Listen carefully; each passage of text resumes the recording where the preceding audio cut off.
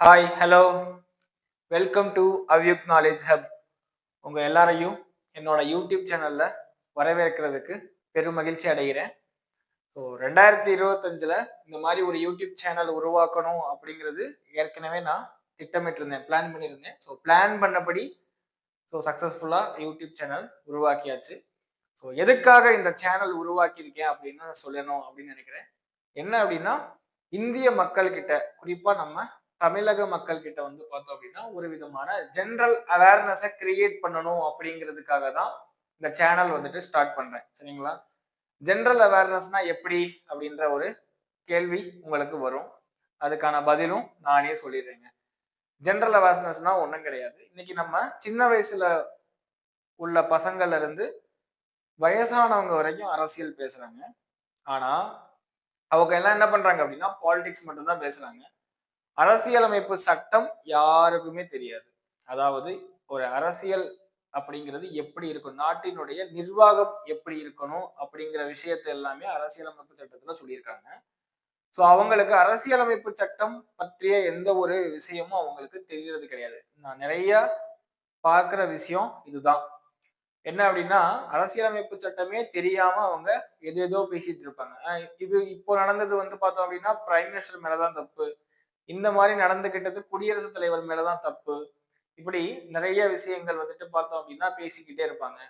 So யாரு மேல தப்பு, யாரு மேல சரி அப்படிங்கறது யாரு சொல்லணும் அப்படின்னா நம்மளோ, வேற எந்த ஒரு செய்தித்தாளோ, வேற எந்த ஒரு மீடியாவோ சொல்லக்கூடாதுங்க. யாரு சொல்லணும் அப்படின்னா அரசியலமைப்பு சட்டம் தான் சொல்லணும். அதுதான் சொல்லும். ஸோ ஒரு குடியரசுத் தலைவர்னா என்னெல்லாம் பவர் இருக்கு, அவருக்கு என்னெல்லாம் வந்து ஆஹ் சலுகைகள் இருக்கு, குடியரசுத் தலைவரினுடைய ஒரு அதிகாரம் என்ன அப்படிங்கிற விஷயம் எல்லாமே இந்திய அரசியலமைப்பு சட்டத்துல கொடுத்திருக்காங்க.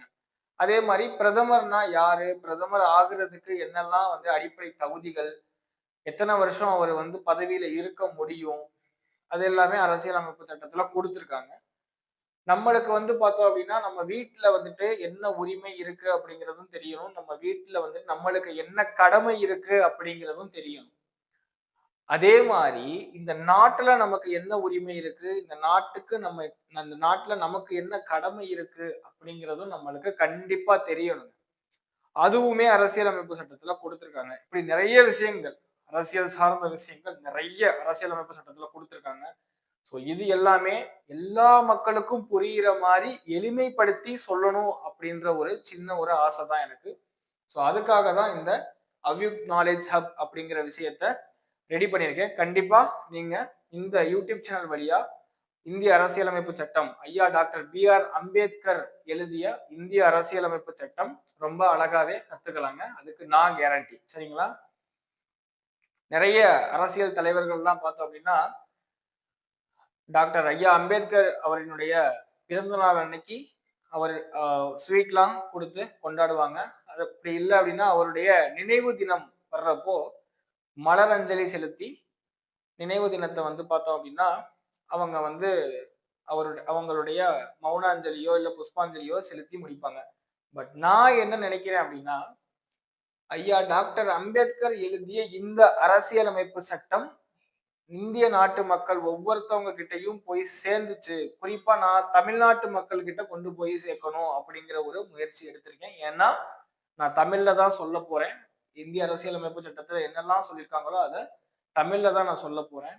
அப்படி சொல்றப்போ உண்மையிலேயே அவருடைய ஆத்மா மகிழ்ச்சி அடையும் அப்படிங்கிறத நான் நம்புறேன். சரிங்களா? பட் இந்திய அரசியலமைப்பு சட்டம் மட்டும்தான் சொல்ல போறேனா அப்படின்னு கேட்டா கிடையாதுங்க. நாட்டுல அரசியல் மட்டும் பேசல, பொருளாதாரம் சார்ந்த விஷயங்களும் நிறைய பேசுறாங்க. சரிங்களா? சோ அப்படி பாக்குறப்போ ஜிஎஸ்டி பத்தி பேசுறாங்க, ஜிடிபி பத்தி பேசுறாங்க. சோ இதெல்லாம் என்ன அப்படிங்கிறத ஒரு விளக்கம் தர வேண்டிய ஒரு கட்டாயத்துல இருக்கேன். அப்படி கொடுத்தோம் அப்படின்னா கண்டிப்பா அடுத்த யங் பாப்புலேஷன் இத பத்தி ஒரு அவேர்னஸோட இருப்பாங்க அப்படிங்கிற விஷயத்துல நான் உறுதியோட இருக்கேன். ஸோ அதுக்காக பொருளாதாரமும் மேக்ரோ எக்கானமி மேக்ரோ லெவல்ல நம்ம பார்ப்போம். சரிங்களா? நெக்ஸ்ட் என்ன அப்படின்னா கொஞ்சம் டெவலப்மெண்ட் எக்கானமியும் சொல்லலாம் அப்படின்னு சொல்லி இருக்கேங்க. அதுக்கப்புறம் உள்நாட்டு பாதுகாப்பு அப்படிங்கிறதையும் நம்ம பார்ப்போம். அதாவது நம்ம நாட்டுக்குள்ள எந்த மாதிரியான பிரச்சனைகள்லாம் இருக்கு, அதை வந்து தீர்க்கிறதுக்கு கவர்மெண்ட் எந்த மாதிரி எல்லாம் முயற்சி எடுத்திருக்காங்க அப்படின்னு. நிறைய ஆர்கனைஸ்டு கிரைம் நடக்குது சரிங்களா. ஆர்கனைஸ்டு கிரைம் அப்படின்னா இந்த ஸ்மக்லிங் பண்றது, அதுக்கப்புறம் வந்துட்டு கிட்னாப்பிங் ஃபார் ரேன்சம், அதாவது கடத்துறது, பணத்துக்காக வந்து குழந்தைங்களை கடத்துறது, அதே மாதிரி கில்லிங் அதாவது கொலை பண்றது. ஸோ இந்த மாதிரி நிறைய விஷயங்கள் நடக்குது. அதே மாதிரி நக்சலைட் அட்டாக் நிறைய நடக்குது. ஸோ வெறுமனே நம்ம நியூஸ் பேப்பர்ல படிப்போம், இந்த மாதிரி சத்தீஸ்கர் மாநிலத்துல தந்தேவாடா அப்படிங்கிற பகுதியில நக்சலைட் வந்துட்டு நம்ம நாட்டினுடைய பாதுகாப்பு வீரர்களை வந்து கொன்னுட்டாங்க அப்படின்னு சொல்லி நம்ம வெறுமனே நியூஸ் படிப்போம். ஆனா நம்மளுக்கு நக்சலைட்னா யாரு அப்படின்னு ஒரு ஐடியா இருக்காது.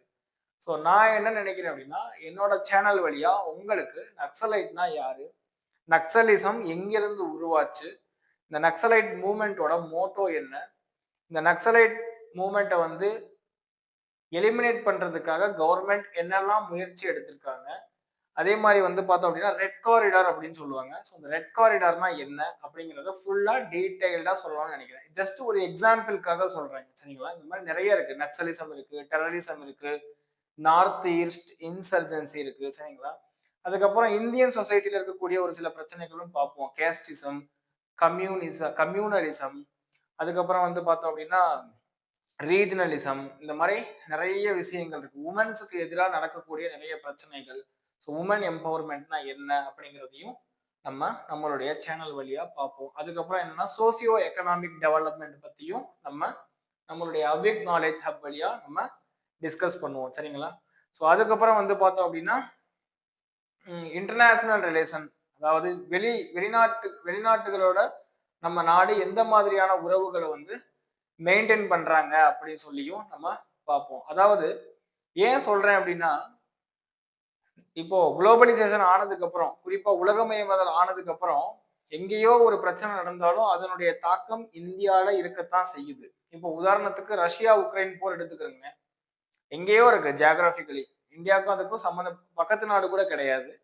ஆனா அங்க போர் நடந்துச்சு அப்படின்னா இந்தியன் எக்கானமில சில தாக்கம் இருக்கத்தான் செய்யுது. ஏன்னா ட்ரேட் பண்றோம் சரிங்களா. இங்க இருக்கக்கூடிய கூட்ஸை இங்க நம்ம தயார் பண்ணக்கூடிய பொருட்களை அங்க நம்ம ஏற்றுமதி பண்றோம், அங்க தயாராகக்கூடிய பொருட்களை இங்க நம்ம இறக்குமதி பண்றோம். ஸோ அப்படிங்கிற பட்சத்துல வந்துட்டு நம்ம அதுவுமே கொஞ்சம் பார்க்க வேண்டி இருக்கு. அதுக்கப்புறம் பார்த்தோம் அப்படின்னா அங்க நம்மளுடைய மாணவர்கள் நிறைய பேர் மருத்துவம் படிக்கிறதுக்காக போயிருக்காங்க.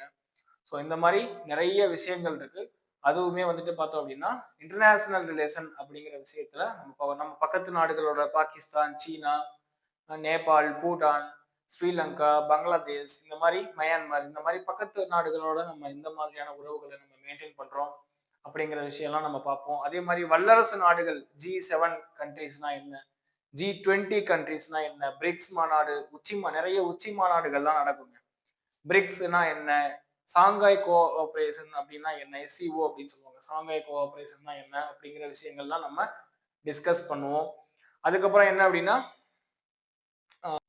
எனக்கு வந்து தமிழ் மொழி மேல வந்து பார்த்தோம் அப்படின்னா கொஞ்சம் பற்று அதிகங்க. ஸோ நம்ம தமிழ் மொழியினுடைய அடுத்த பரிணாம வளர்ச்சி எப்படி இருக்கு அப்படிங்கிறதையும் பார்ப்போம். நம்ம மொழியினுடைய சிறப்பை வந்து நம்ம பார்ப்போம். நம்ம தமிழ் மொழி உலக அளவுல எந்த அளவுக்கு நம்ம கொண்டு போய் ரீச் ஆக்கியிருக்கோம் அப்படிங்கிற விஷயங்களும் பார்ப்போம். நம்ம தமிழ் மொழியில வந்துட்டு நம்ம தமிழ் மொழியினுடைய வளர்ச்சிக்காக கவர்மெண்ட் என்னெல்லாம் முயற்சி பண்றாங்க, என்னெல்லாம் முயற்சி பண்ணியிருக்காங்க அப்படிங்கிற விஷயத்தெல்லாம் நம்ம பார்ப்போங்க. அதுக்கப்புறம் வந்து பார்த்தோம் அப்படின்னா நம்ம கொஞ்சம் வரலாறும் புவியியல் சார்ந்த விஷயங்களும் நம்மளுடைய அவ்யுக் நாலேஜ் ஹப் வழியா நம்ம டிஸ்கஸ் பண்ணுவோம். ஸோ இதுல இருந்து நான் என்ன சொல்ல வர்றேன் அப்படின்னா, என்னோட சேனலை தொடர்ந்து ஃபாலோ பண்ற உங்களுக்கு கட்டாயமா உங்களுடைய நாலேஜ் அடுத்த லெவலுக்கு பூஸ்டப் ஆகும் அப்படிங்கிறதுல எனக்கு எந்த விதமான சந்தேகமும் இல்லை. 100% guarantee. So my dear brothers and sisters, கண்டிப்பா உங்களுடைய சப்போர்ட் இருக்கும் அப்படின்னு சொல்லி நம்புறேன். And thank you very much. இன்னொரு நல்ல ஒரு காணொலியில சந்திப்போம். Bye by.